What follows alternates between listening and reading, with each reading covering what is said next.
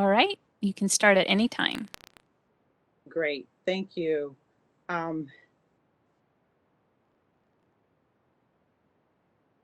Just looking. This is the meeting of the Board of Chiropractic Examiners Continuing Education Committee. It is 1:07 p.m. I'd like to call the meeting to order and to ask, is Dr. Paris here? I didn't even see. Is Dr. Paris here? Hi, I'm present. Oh, hi. I'd like to ask Dr. Paris if he would call the roll, please. Dr. Dion McLean, Present. Dr. Lawrence Adams, Present. and Dr. David Paris is present. We have a quorum. Thank you, Dr. Paris. I'm trying to pull up my information here. So I'd like to just move right into the meeting and begin with review and approval of the June 17th committee meeting minutes.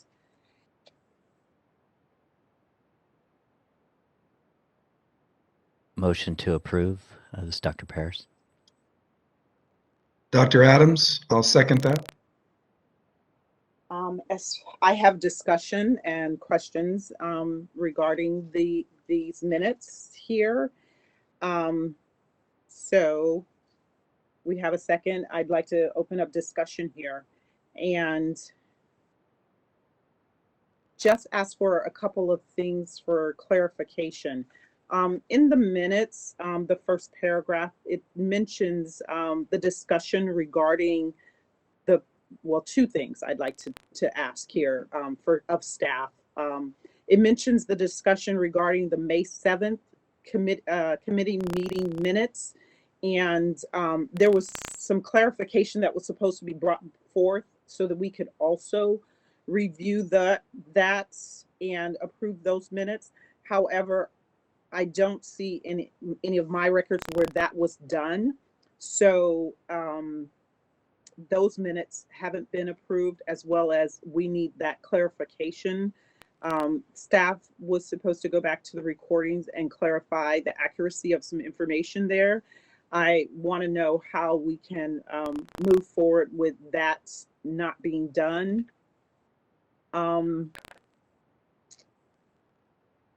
As well as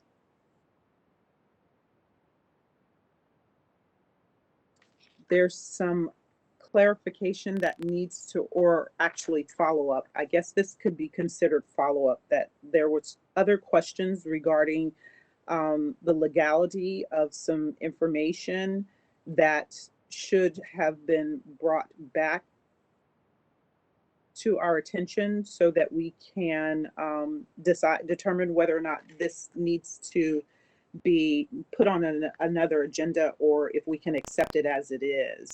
That clarification was probably on the second page of the minutes regarding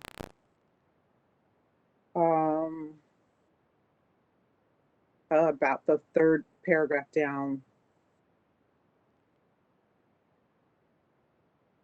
I'm just trying to go pull this up really quickly.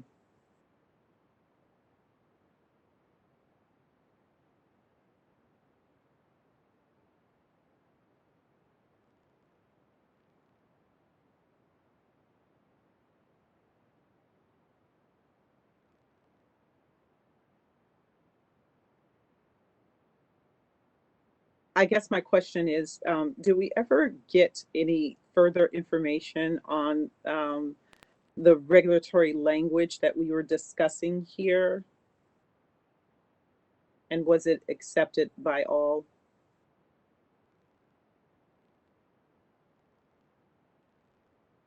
Dr. McLean, this is Kristen Walker. If I may respond to a few of your points.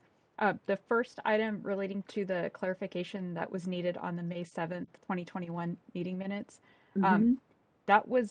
It was not placed on the agenda for this meeting in error. So at today's meeting, you're considering the summary of the June 17th meeting minutes, Right. and then we'll bring back the May 7th, 2021 meeting minutes with that clarification at the next committee meeting, along with the draft of today's meeting minutes for review and approval. So agenda is here for today is the summary of the June 17th meeting.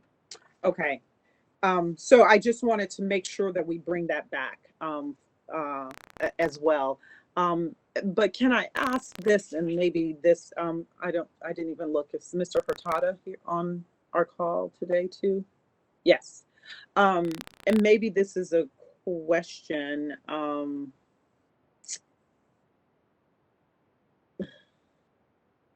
I know that we're looking at the June 17th meeting minutes, but regarding that information, is it necessary for us to wait until another meeting, or if that is administrative information, if the staff can bring it back to us as committee members, just forward that information to us as committee members prior to that?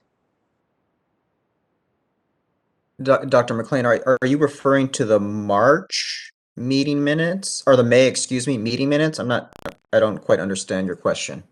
So regarding the May meeting minutes, Yes. and I'm bringing that up because it's specifically here in the June 17th minutes, and so that it's So I think for today's purpose, I think the board can approve the June 17th, 2021 meeting minutes today, notwithstanding the clarification and corrections that need to be made. So excluding the May meeting minutes, I think the board can approve the June meeting minutes today okay. with staff following up for you.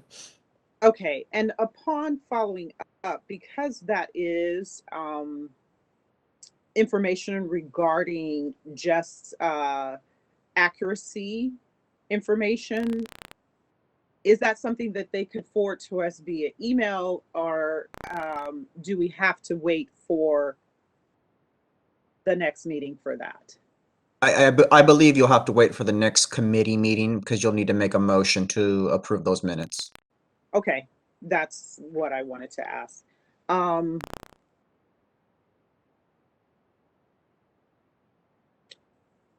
The other question that I have is going back to what we were discussing regarding these minutes. There was some discussion from Dr. Paris regarding a suggestions in language changes. And I'm not sure if that's something that we need to put on the next agenda, because whether or not there was the possibility of language changes there, or if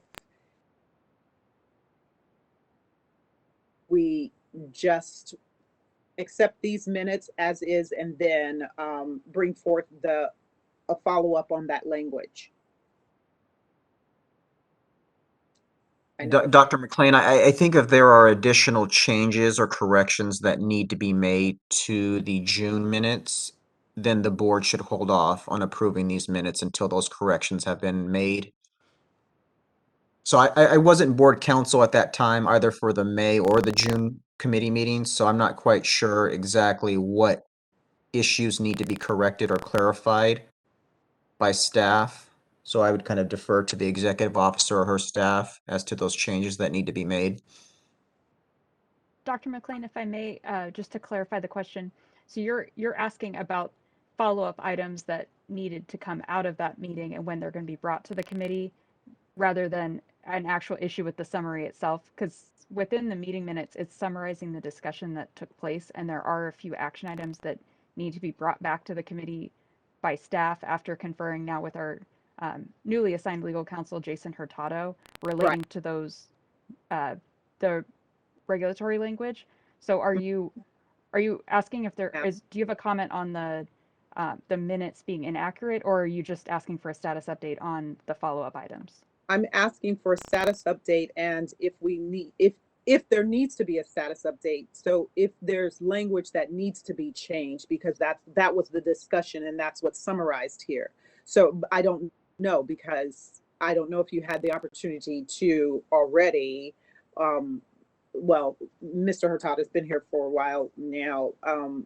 I understand these are older than pre-exist him being here. And so my question is, do we need to bring it back forward if there was already discussion with Mr. Hurtado regarding bringing all of these items back again for those changes, or if changes are not possible? Because if changes are not possible, it's a moot point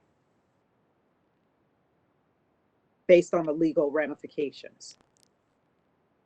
So there are some additional discussions that need to take place with Mr. Hurtado relating to the draft language that was considered by the committee on June 17th before it can be finalized and move forward formally to the board for approval.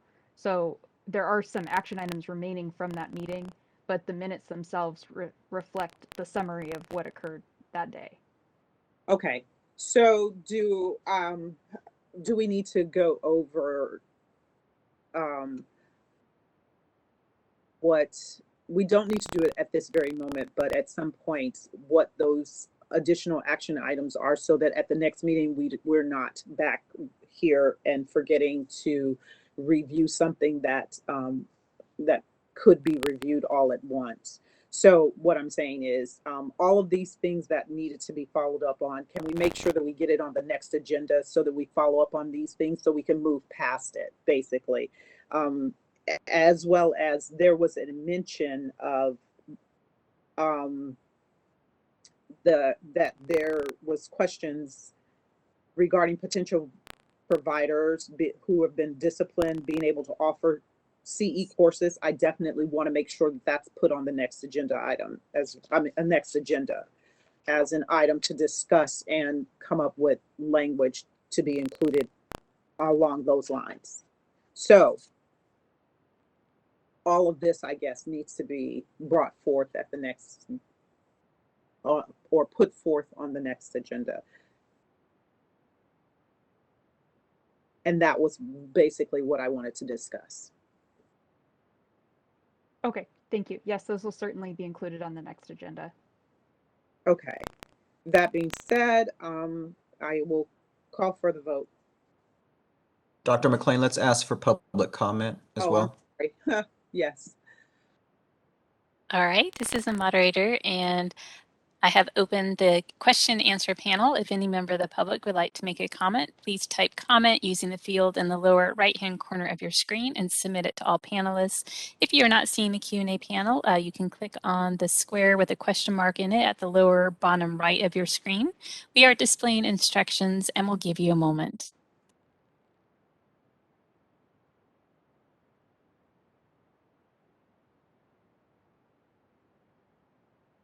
All right, this is the moderator, and Madam Chair, I see no requests for comment at this time. Shall I close the question and answer panel? Yes, would you please? Okay, it's closed. So now can we call for the vote, Dr. Paris, please?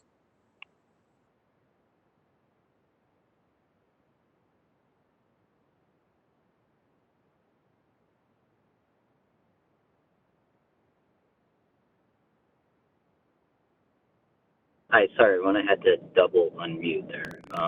Dr. Dion McLean, Yes. Dr. Lawrence Adams, Yes. and Dr. David Paris is a yes. Motion passes. Thank you, Dr. Paris.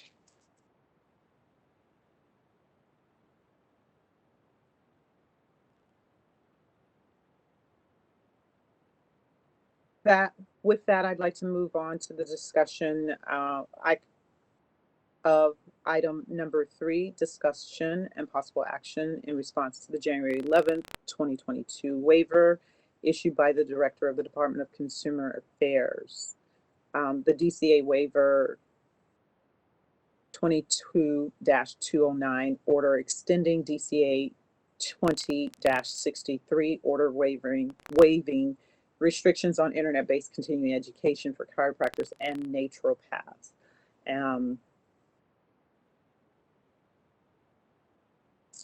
And Kristen, would you like to give any further information or on that? Yes, if I may, I'd be happy to provide some background information and then return the item back to the committee for discussion. Great, thank you so much. Thank you. So as far as background information, on September 23rd, 2020, the director of the Department of Consumer Affairs issued DCA Waiver 20-63, which waives California Code of Regulations, Title 16, Section 361, Subdivision C, to the extent that it limits to 12 hours the maximum number of CE hours that may be completed through distance learning, subject to the condition that distance learning in excess of 12 hours must consist of internet or web-based courses that allow participants to concurrently interact with instructors or presenters while they observe the courses. The board has been referring to this format as Interactive Video Conference, or IVC. Initially, on November 22nd of last year, the director issued a waiver terminating this order on December 31st, 2021. However, on January 11th, 2022, the director issued DCA Waiver DCA 22-209, which withdrew and superseded the November 22nd order and set a new termination date of March 31st, 2022 for DCA Waiver 20-63. The department has been working to wind down the use of these waivers and continues to encourage DCA boards and bureaus to look at the laws and regulations that were waived, determine if any statutory or regulatory changes are needed in the future, and if so, move forward with such changes. At the recent January 25th, 2022 board meeting, the board voted to refer the discussion on this matter in response to the expiration of this waiver to the Licensing and Continuing Education Committee.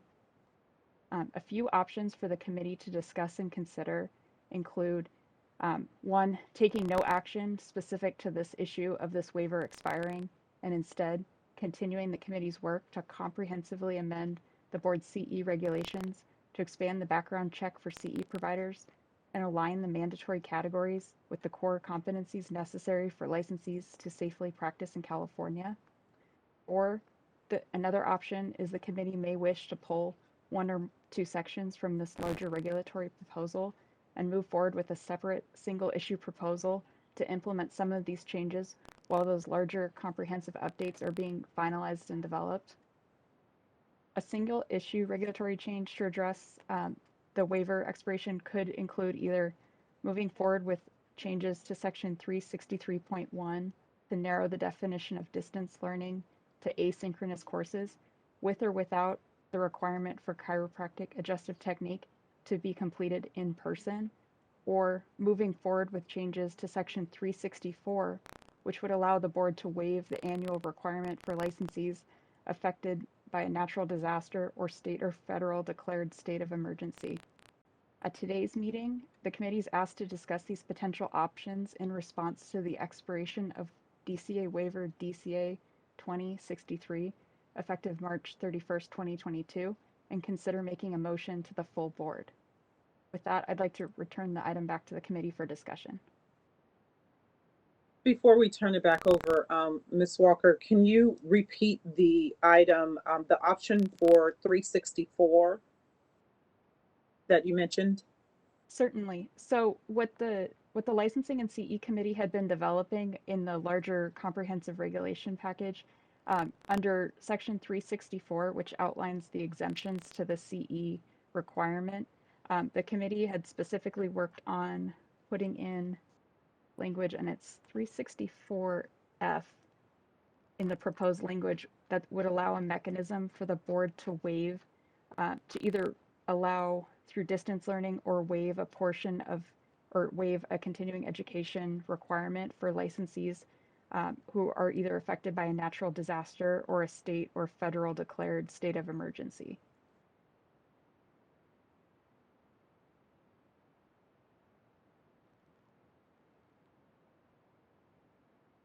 Okay, thank you. I just wanted to jot that down because I didn't have it in front of me. So I appreciate that. So basically, what we're looking at having a discussion here to bring forth a motion to the full board. And with that being said, I know that we've had robust discussions similarly in this area. And at this time, based on what Ms. Walker has brought forth, are there any discussions surrounding the three options or four options that she just discussed?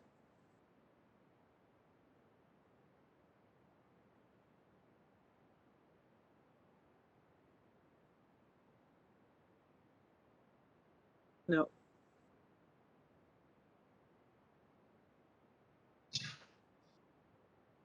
This is Dr. Adams. I'll go ahead and jump in. I think Miss Walker, if I could just,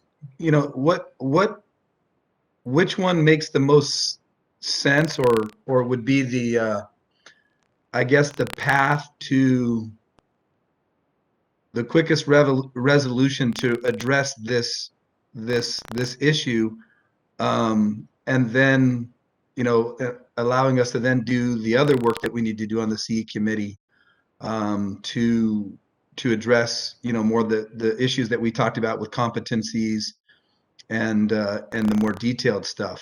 Because I know the DCA is wanting us to act and to get this resolved. What suggestions do you have? Which one do you think of the options you gave us this makes the most sense from a regulatory standpoint?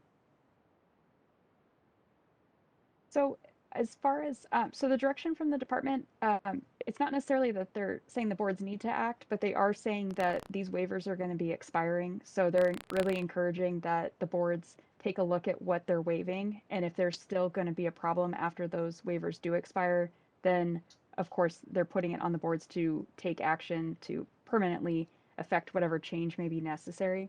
As far as your question about what would what would move something forward the fastest, it's always if you can put together a smaller package on a single issue. They generally tend to be easier, they're easier to digest, and they can normally move through the approval process faster than a large comprehensive package.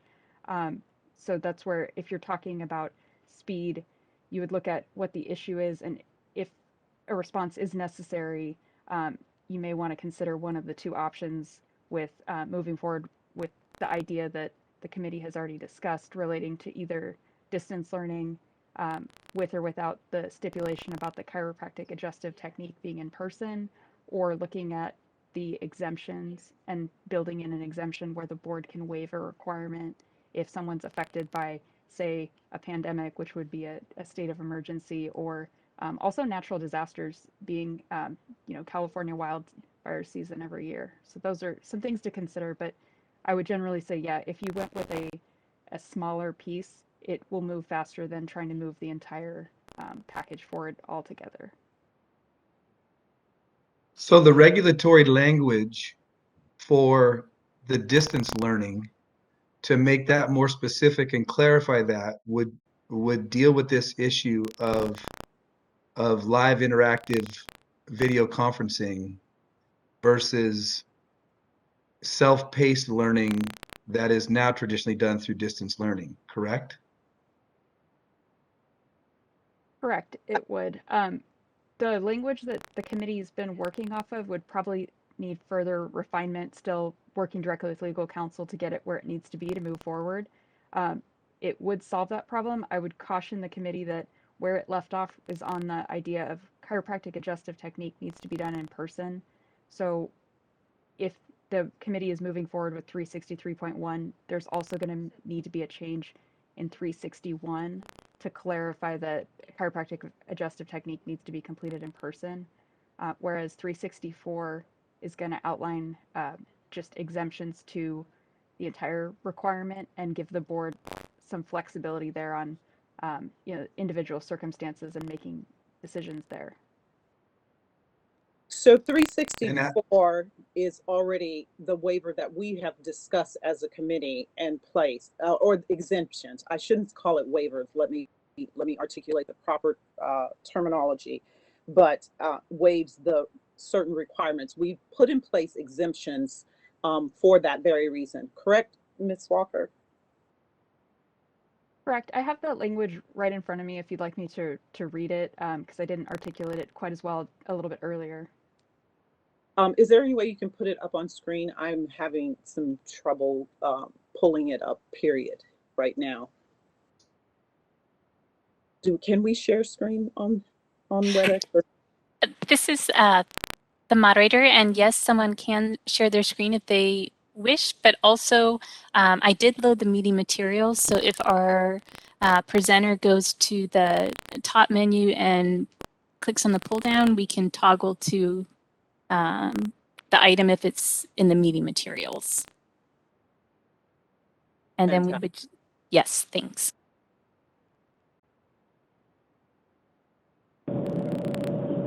And this is Dr. Paris. I would request that we read that also. I'm on the phone right now, connection.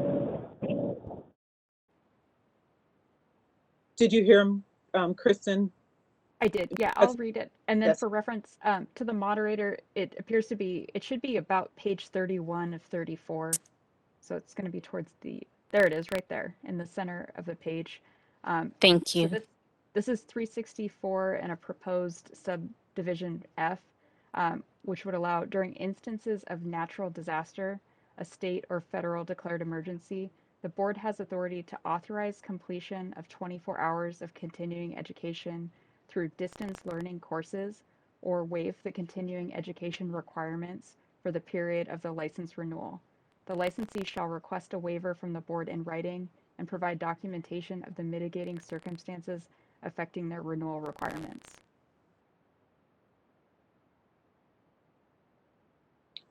So that to me covers what would be necessary in situations like the ones that we've had and enable us to move forward from there.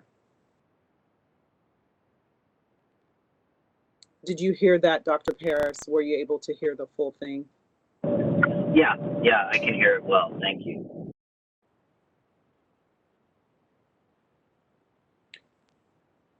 So again, I know that there's been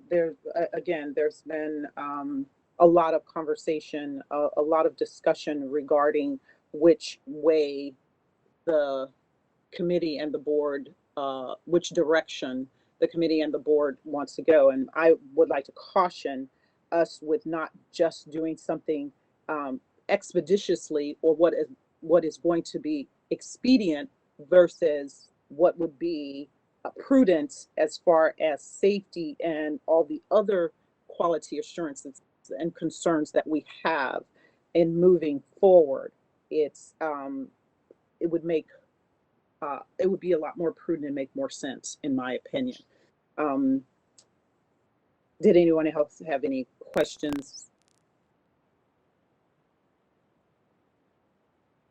So if I understand what you're saying is that in the new regulations, which will not be implemented for who knows how long, that we've added this proviso in the event that there is a natural disaster or a state of emergency declared. But in the short term, where we're dealing with an issue of waivers,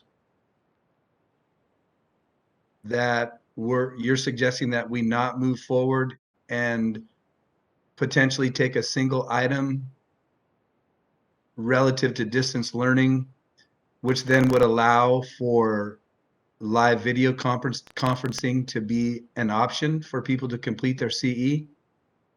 No, I think that live video conference is already an option. That is not the question. And when you say in the short term, I think there might be a little misconception about how quickly something can move forward legislatively or not, or regulatory wise in the first place. There's nothing that's going to happen um, overnight, regardless. All of this has to be worked through, and language wise would have to be worked through. What I'm saying is there we're discussing whether or not to act upon waivers that are currently in place. The waivers that are currently in place were put in place by the administration due to the natural disaster that we are currently in. That has been one of the arguments that as to the reason why we should even take the continuing ed completely online in the first place, or at least that's the main uh, argument that was brought forth before.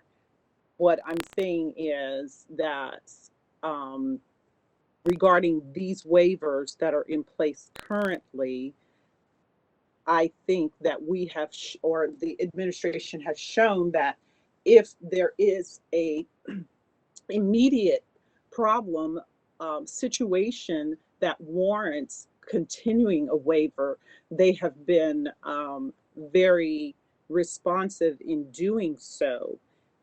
That's not something that is a issue per se. Therefore, regulatory wise, we can move forward with our regulations. And if we feel that a regulation is warranted, is what I'm hearing from the administration and DCA, if we feel that a regulation is warranted, aside from what we're doing, we can move in that direction. But they're clear about it's up to us as to what we feel is necessary right now as far as these waivers are concerned, and uh, acting upon a regulation based on these waivers based on the current situation is not necessary.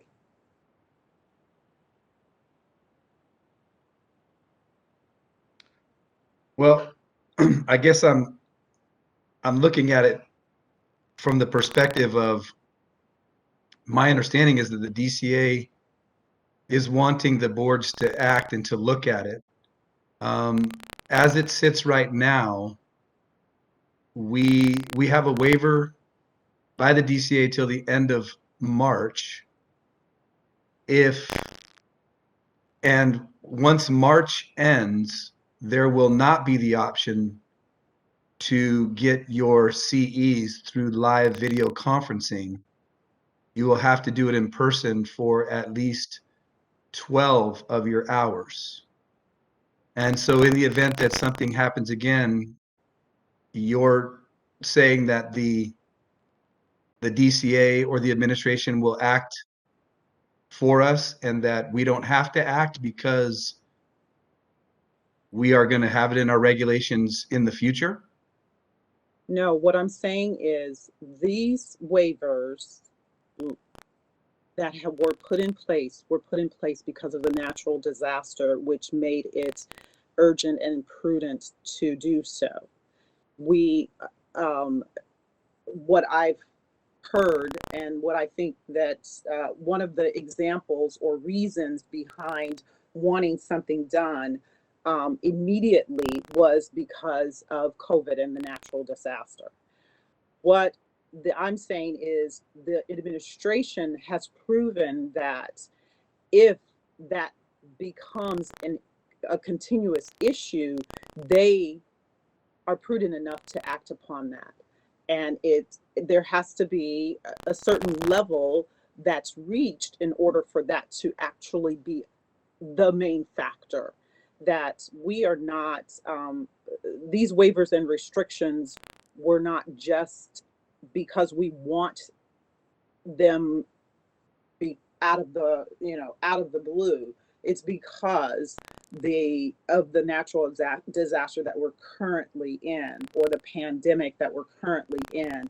And if and in March, if let's say something were to happen that caused this pandemic to continue to be out of control and be to the point where it was not safe to be meeting in person, that's when the administration has stepped in and made adjustments, not just for chiropractors, but for all professions, as well as made changes to their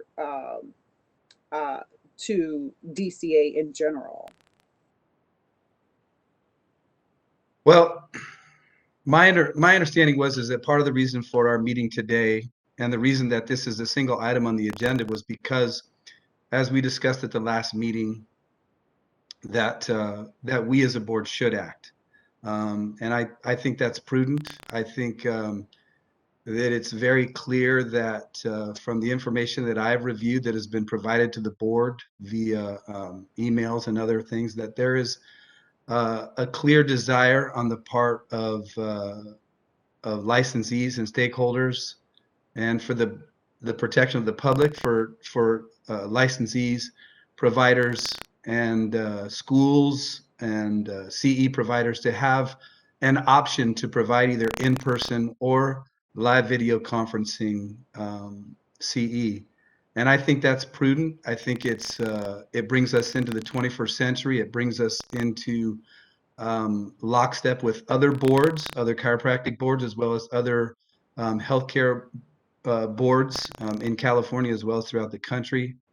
I think it's part of the reason that we're having this meeting and why it's a single agenda item, that we address that we take the advice of our executive officer and the options she's given us, and to take that one single regulation, to define it specifically, and then make a motion to that such, and then to bring it before the full board and discuss it. We don't have to address every CE issue right now. I think the executive officer Walker pointed out the value of having more time to discuss. We're not changing anything except for basically allowing for the option to have live video conferencing as an option for CEs. It takes care of the option or the possibility of a continuation of COVID.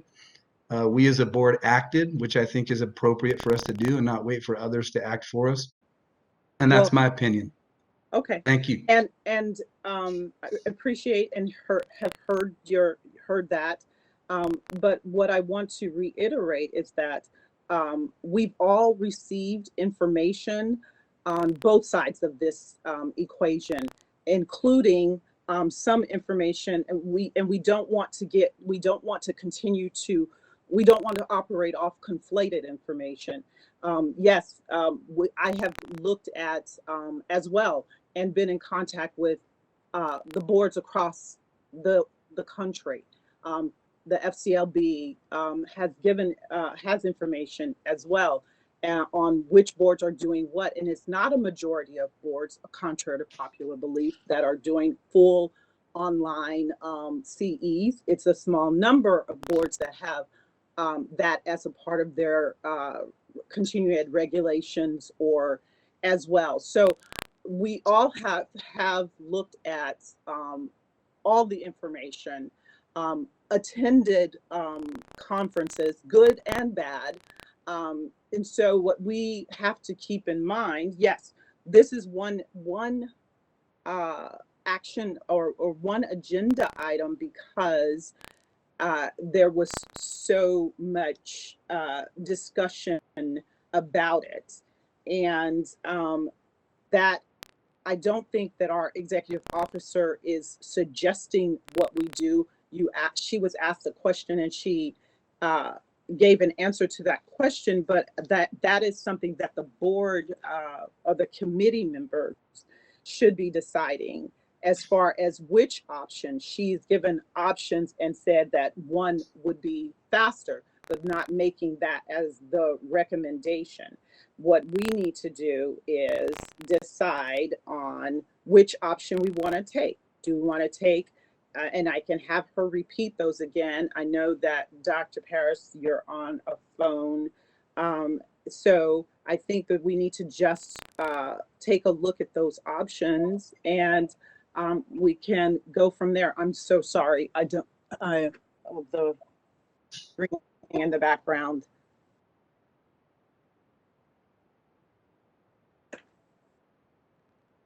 Sorry, I didn't turn that phone off. In any case,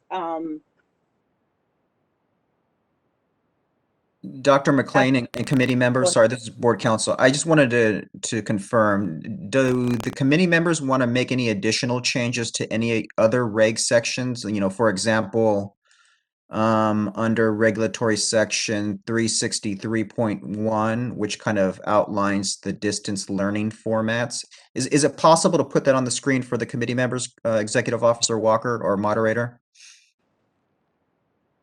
This is the moderator, and if that is in the meeting materials, then yes, if someone can just guide us to the correct page, it should be there. it's there right now. It's on the screen. 361 is on the screen.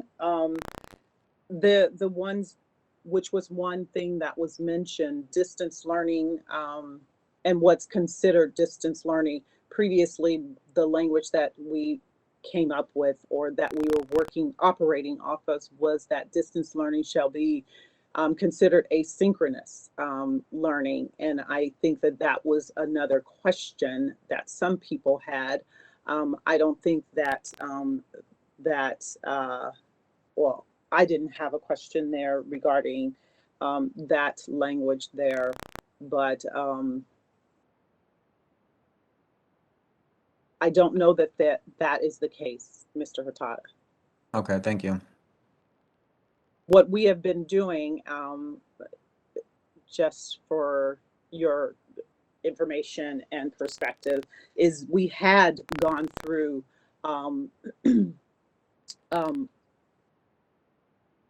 through each individual point, 360 on all the way through, and had made some changes. And that's why what you've seen along the way, that staff came back with the language of the changes that were made, that were recommended or discussed previously, and how we should change what was previously there, to bring it forth to include the parameters of what we wanted to move towards in continuing education and in revamping these regulations overall. So each reg, or each bullet point in the reg, we have gone through and had discussion about what type of language we wanted to have there. This is Dixie Van Allen, and I just wanted to clarify. So based on what was presented, it appears there are two different ways you could go. You could either do a total revamp of all of the CE regulations, or you could take a smaller chunk and address some of the issues that we're having right now. And if we were to break it up into a smaller chunk, based on what's presented, it looks like there are two options. The policy issue is whether or not the board wants IVC to count as classroom, or if they are fine with keeping it as considered distance learning. So I think once you answer that policy question, then you can decide whether you need to amend 363.1, or whether you need to add that proposed section F under 364, which would allow us to count IVC courses in a state of emergency or a natural disaster. So I think the first question to be answered is whether or not you want IVC courses to count as classroom, or distance learning. And if you say that you want it to count as classroom permanently, then that would be a change under section 363.1. Am I correct in that, Kristen?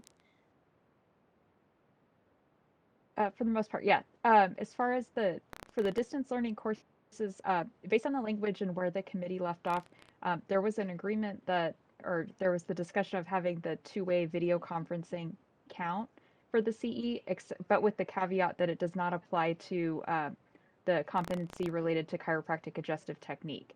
So where the committee left off is pushing forward as part of the comprehensive changes, defining distance learning as asynchronous learning, which would then allow that two-way video conferencing to count as live, with the caveat that it does not apply to chiropractic adjustive technique. So what we're asking the committee for direction and to discuss today is, in response to this waiver that's been issued by the Department of Consumer Affairs and will expire on March 31st, what does the path forward look like? Does the committee recommend that the board take no specific action on that issue and instead continue forward with these comprehensive updates that the committee has been working on? Or should we pull out a small piece and move it forward as a separate singular issue regulation package to implement that change more expeditiously than the larger package? If the answer is that we want to move forward with, or that the committee is recommending moving forward with a small package, then we've presented a few options, one of which would be to take a look at the distance learning regulation and move that forward.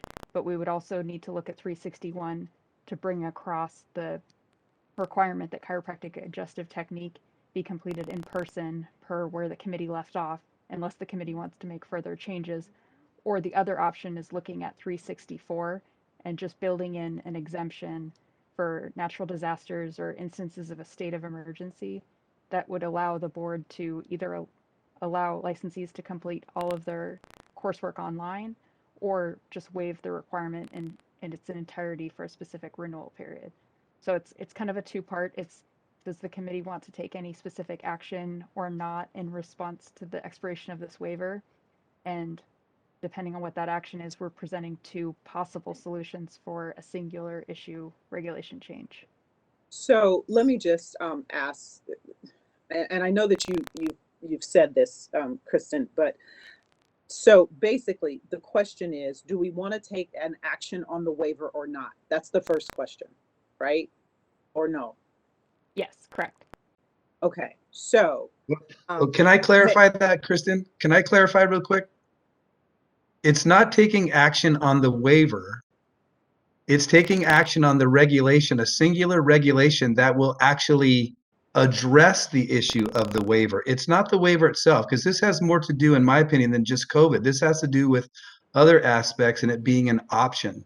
So I think it's not us acting on the waiver, it's acting on this single principle that would address the waiver as well as other issues. Is that a more appropriate? I mean, it's not just about COVID, it's about addressing live video conferencing and distance learning, and that also includes addressing the waiver at the same time. I'd say that's an accurate summary. There's the waivers in Thank you. effect, and the question before the committee is, in light of the expiration of this waiver coming up, does the committee believe it's important or appropriate to take no further action and continue on the path that you're already on, or do you want to change course slightly and pursue something else to implement a change? And then if the answer to that question is yes, there is a singular issue, we've presented two options for consideration. So it's a two-part question. And as Dr. McLean said, it's the first question is, does the committee feel it's appropriate to take any action on the expiration of Right. this waiver? Thank you for that This is Dave. clarification. Can I just get a quick clarification and then maybe make a motion here? And I want to continue the discussion. So if this would end discussion, please let me know. But now, if we make a motion to split this off the larger reg package and take 363 one, and then I think you said we'd bring over 361 for in the regulatory package. Would that necessarily preclude us or make 364 as optional, or would we also want to include 364 there? Because if I'm correct, per 361, we would still maybe want to retain the ability to defer face-to-face CE at some point. Say the last part that you just said again, David. I couldn't hear you. Well, I'm just wondering if, I would like to make a motion that we split this off into a separate regulatory package, which I think was mentioned earlier, this issue of 24-hour CE and the virtual versus distance. And I would also make a quick request that maybe we have Dixie, if she can, just let everyone on the call know and remind us of the operational definitions that we're using for, distance in classroom, etc. But my question was also that can we not also still include 364, because we would still likely, if we were to, per 361, retain manipulation as face-to-face, live, etc. Wouldn't we still want to have the ability to waive that requirement if necessary into the future? Yeah. I think that's excellent, David. That clarifies it for me. But the question was for Kristen. Would that? I'd have to double check with legal counsel, but I don't see any reason why, if you pull two pieces out of the package and move forward both ideas concurrently, it's still a smaller package, and it would allow the committee additional time to continue refining and working on the total regulation package that's still in the works with the comprehensive update. My only request would be clarification from the committee on when we're talking about moving forward 2 regulations and actually potentially 3 with a change to 361 specific to the adjustive technique, that we're just clear on the direction to staff on whether you're moving all of this language or just specifically the provisions that we're discussing on this call, like specific to 364F, to provide that exemption, or do you want to move all the language in this smaller package?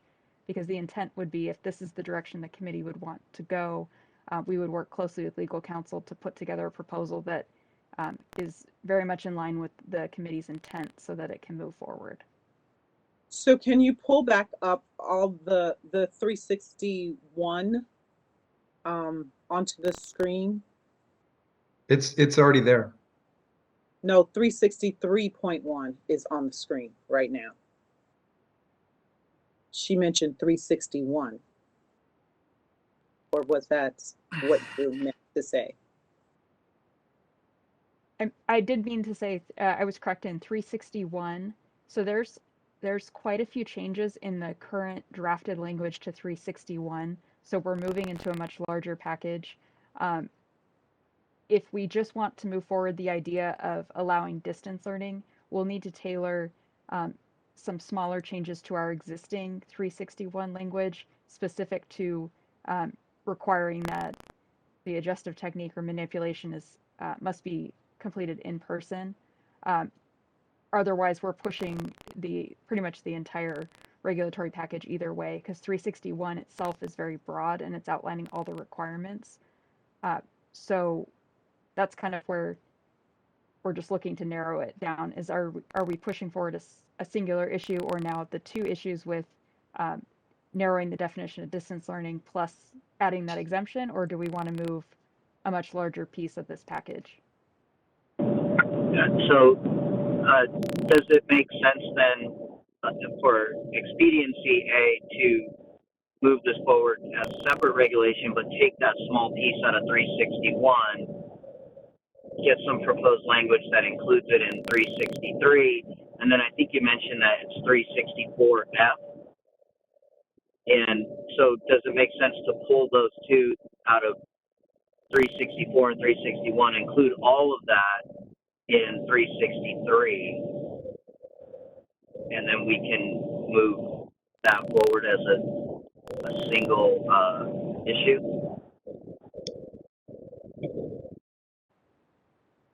If I could just make a comment real quick, David, the one thing is if 364 is already going to be included in the new regs, right? And to address the issue of live conferencing, the one singular issue can just be the 363 distance learning definition. And that one item only, that's because that would then take care of a natural disaster issue anyway, and we can include that in the regs later. As far as the adjustive technique part, that also will be addressed in the more larger comprehensive package Well, that depends on as well. framing his question or his motion. So that would very well may or may not. It may be necessary to include it here. How would you like to frame your question is what or your motion is what I would like to know, so that would give us the information of which direction. Yeah, I think what I'm asking staff before I make the motion would be, does it make this more expedient for us to put those two issues all together? I mean, they're all tied in together. So I'm wondering, can we put those all into 363, develop language around that, and then move it as its own regulation or its own package? Yes. I would say the answer is yes. We can take the two concepts that the committees propose that are in your motion and work closely with legal counsel to put together language specific to implement those two changes, while we continue developing the larger comprehensive changes to the entire regulation or CE requirements section. So then I would like to make that motion. Hey, David. Yes. Before you make your motion, hey, David, Yeah. just before you make your motion, I just wanted to remind the committee that as the regs are right now, technique is already it's optional right now, and it is accomplished via distance learning as the regs are right now. So going forward, that's part of a larger comprehensive package, is whether and I think you would agree that we've had discussions in the past about this, and probably further discussion is warranted about the technique part of it. But I think for the purpose of a motion, I think making it the easiest would be to know that right now distance learning is already an option for completing your technique as the regs are currently. Are you sure about that? Absolutely. You're not talking about the changes that have been proposed in 361. I'm talking about current regulations as the CEs are right now. You can satisfy your technique portion of your CEs via distance learning. I get Going forward, to you the new regulations, we're talking about changing that. But I'm just saying, for the purposes of a motion, it would make sense to remember that right now, as the regs are currently written, technique can be accomplished. It's optional, right? And it can be accomplished via distance learning. So, David, go ahead. So, Dr. Paris, before you make your motion, could I also request that you please identify, just for clarification, the regulatory sections you are proposing to amend?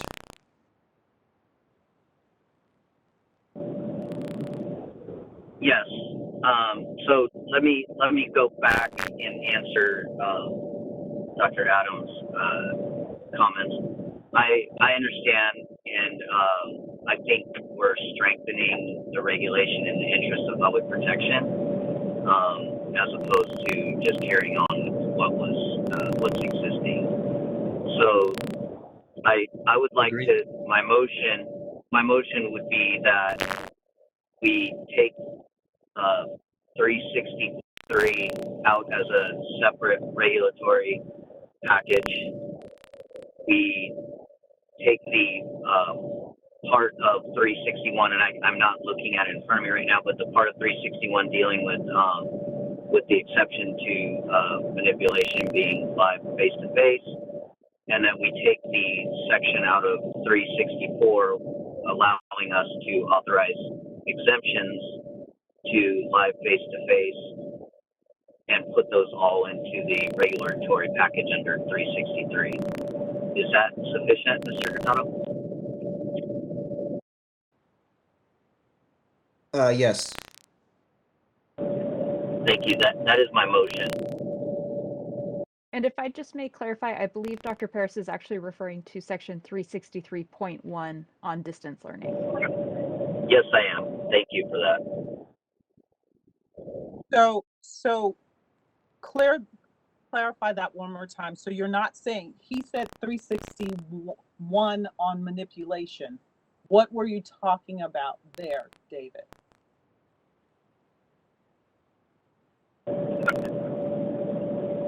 Well, I believe it was discussed that in order to effectively address 363.1, we would have to address 361 also, or it would be inclusive of 361, or they're related. And Kristen, do we have to do that, or could we leave that out, which is what I think Dr. Adams was suggesting, and leave that in the larger regulatory package? Is it an option either way, or is that something that would be necessary? It's an option either way. As the regulations currently stand, if we move forward with making the change to 363.1, that would then allow, it would keep everything else that's currently in effect the same. So chiropractic adjustive technique could be accomplished either through even the more narrow definition of distance learning, or in person or video conference. If you want to move forward and reflect where the committee left off on the issue, you would have to also look at 361 and build something in that would make chiropractic adjustive technique have to be in person. But as far as it stands now, it's an option either way. If you want to move forward with just making the changes to the definition of distance learning and building in an exemption, you could do that. And then as part of the larger comprehensive overhaul, at that point, specify that coursework done in the competency related to chiropractic adjustive technique must be in person, or you can move that change right now as part of this package the smaller proposal that we're discussing right now. Yeah, I would prefer to keep my motion as stated and include that into the existing proposed regulatory package, smaller regulatory package.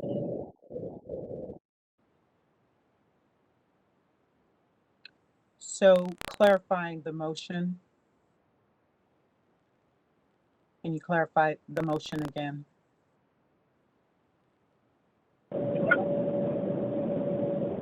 I don't know if I can. Can somebody read it again as stated? So let me just ask you this. So initially you said the portion of 361 that dealt with the manipulation, but then someone else interjected. Did you mean 363.1? So that's the where I want clarification. Are you talking about including in the smaller package 363, 364, and the portion of 361 that has to do with manipulation? Yes, That's it. 363.1, 361 as a related issue, and 364 as another related issue. My motion was to move those all, develop language to move those forward as a smaller piece of the larger package.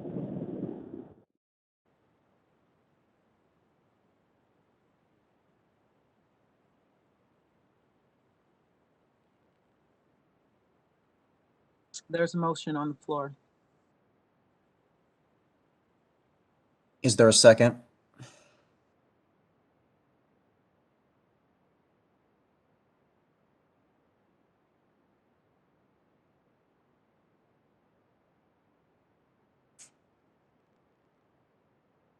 If there's no second, the motion fails.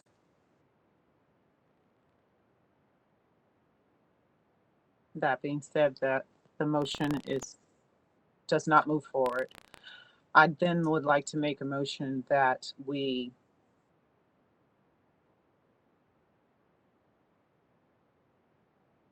continue, take no action on a smaller package and continue with defining the regulatory language as previously working on in the full package. Hello. I guess my mic wasn't working. Did you not hear my second? No, We did not, Dr. Adams. Are you seconding Dr. Paris's Yes, motion? I'm seconding Dr. Paris's motion. Okay. So just for everybody's clarification, it sounds like Dr. Paris motioned to direct staff to work with regulatory counsel on the continuing education regulations, section 361, 363.1, and 364, and move those forward. Dr. Adams seconded, so I would just open it up for committee discussion now. I think we've already had robust discussion in this area. Moderator, can we ask for public comment? Thank you. I will open up the question and answer panel. All right, the question, oh, go ahead. Moderator, and we'd like to limit the time on public comments so that we don't continue to go on in an effort to move effectively through our meeting. We'd like to limit public comment to 1 minute. Okay.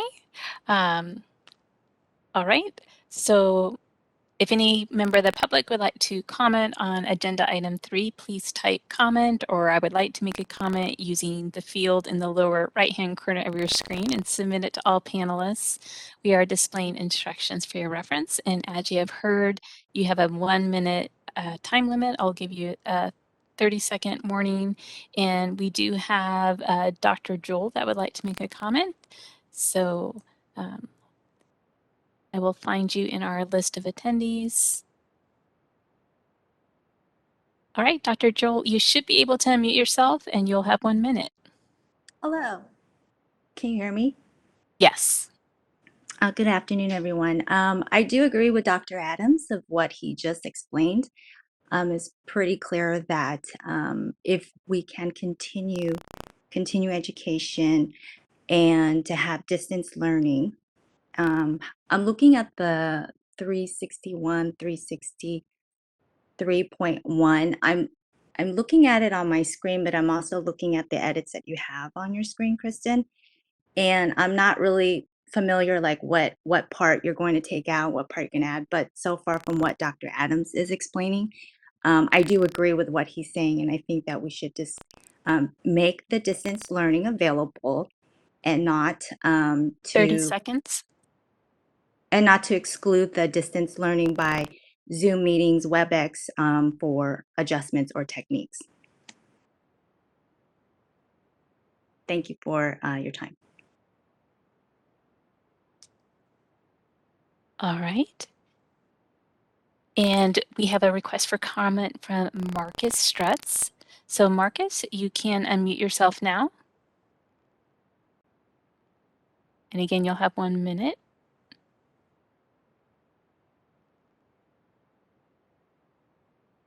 So Marcus, you have permission to unmute yourself.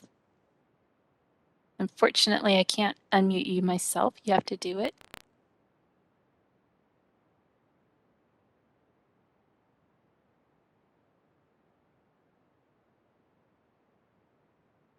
All right, so it looks like Marcus is not able to unmute himself. So can you move on to the next person, and if he figures it out? Yeah, we don't have any more requests for comment after Marcus. Okay, well, he's welcome to type those in as he knows, and send them forward to the board. Okay. And happy to take a look. So if there's no one else, we'd like to go ahead and close the public comment. All right, it is closed. And with that being said, I'll call for the vote. Dr. Paris? Dr. Dion McLean, No. Dr. Lawrence Adams, Yes. and Dr. David Paris says a yes. The motion carries. So with that being said, we will have staff work on language with legal regarding those items as stated in the motion. And with that, Kristen, so that answers the original question as far as the continuing ed packet is concerned, or does that? That answers the question on this agenda item. So we will take the direction from this motion, work with regulatory counsel to put that package forward, and then as far as a future committee meeting, we can address that as well as the larger package with the comments coming from the committee and the prior meetings. Okay. So that being said, we can move on to agenda item number 4, public comments for items not on the agenda. Moderator, would you kindly open up for public comment for agenda items not on the, for items not on the agenda? Thank you. I've opened up the question and answer panel, and if you'd like to make a comment for items not on the agenda, please type that you would like to make a comment using the field in the lower right-hand corner of your screen and submit it to all panelists. If you're not seeing the Q&A panel, you may click on the question mark within a square at the bottom lower right, and we are displaying instructions for your reference. And we have a request for public comment from Victor Tom. So Victor, you are able to unmute yourself and you'll have 1 minute.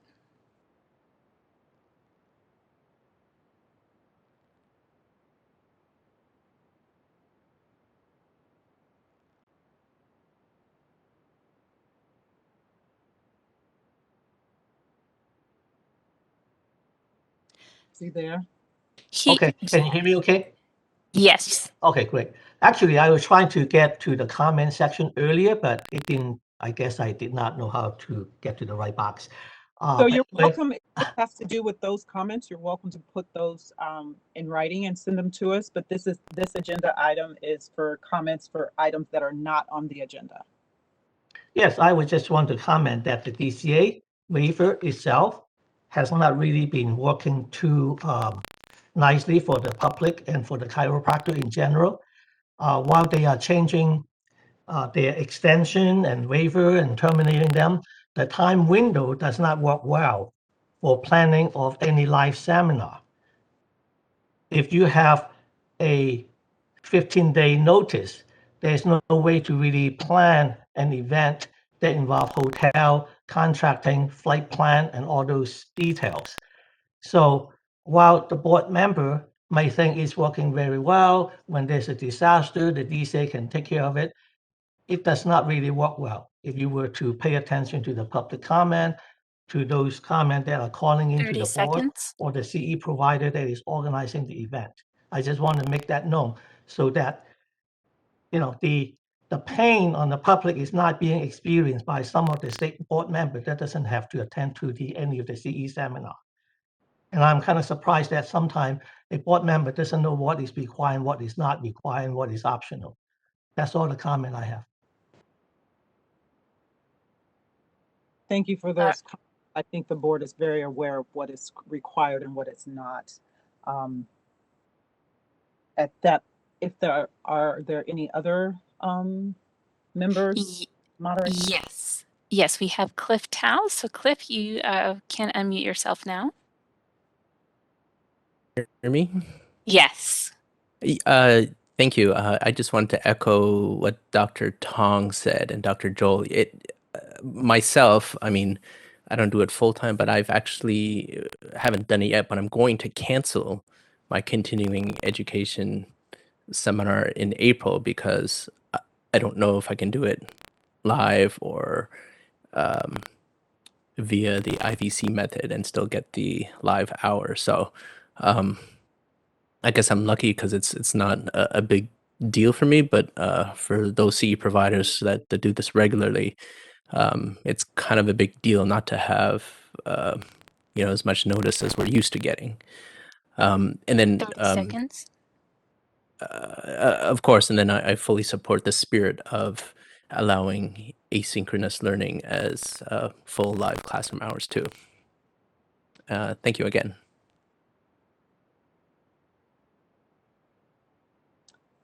Thank you. Any All right. additional ones? No, that was the last. Shall I close the Q&A panel? Yes, please. Okay. Well, actually, I'm going to have you open it right back up. The next future agenda items. First, I'm sorry, moderator, you can close that for now. It's closed. Okay. Regarding the future agenda items, are there any future agenda items that that you would like to see on the agenda besides, I think that I have already articulated some of the future agenda items for Ms. Walker. We're pretty set on those, right? Yes, we are. Okay. Anyone else with any future agenda items? None seen. Moderator, now would you please open it up for public comment for future agenda items? All right. So the question and answer panel is now available. If any member of the public would like to suggest future agenda items, and we are displaying instructions for your reference. We have a Marcus Strutz that would like to make a comment. So Marcus, you should be able to unmute yourself. You'll have a minute. And you're unmuted. Thank you. So yes, I think that was a good decision that was made. I couldn't comment earlier, but future agenda, I'm concerned about how fast this will happen in terms of getting this issue on the next agenda. Maybe a meeting earlier than the April meeting, because now, as Cliff was saying, as Victor was saying, we're going to be in limbo of scheduling seminars. I've already spent 3 months scheduling seminars and canceling seminars and scheduling seminars and canceling seminars. So to push this through quickly, not just for the CE providers, I feel like there's a bias against us, but also for all the DCs who are scheduling all their plans to come across 30 seconds. to come across the planet for 4 hours of technique now, which I've written tons of material to the board members. I don't know that they've read them, but they need to please read what we're talking about. 4 hours of technique is not even a requirement right now. It's a choice for a 4-hour requirement. So hopefully we're clear on that. And hopefully we can push this through quickly. It does matter to so many people. And so hopefully the board will pay attention to that and appreciate. And this is the moderator. That was 1 minute. We have a Dr. Joel who would like to make a comment. And hold on as I find you in our list. All right, Dr. Joel, you should be able to unmute yourself. There you go.